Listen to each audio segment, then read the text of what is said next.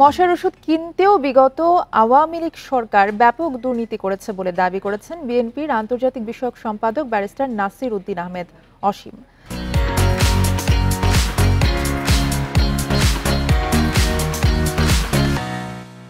বিগত সরকারের সময় অব্যবস্থাপনার কারণে ডেঙ্গু বেড়েছে বলেও দাবি তার।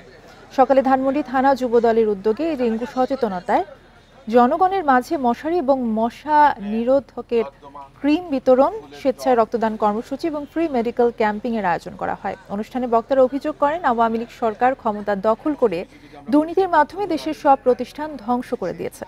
মানুষের মৌলিক অধিকার বঞ্চিত রেখে পকেট ভারী করেছে দুর্নীতির মাধ্যমে। ডেঙ্গু মোকাবেলায় সবাইকে সচেতনের পাশাপাশি ডেঙ্গুর বিস্তার রোধে কার্যকর পদক্ষেপের আহ্বান জানান বক্তারা।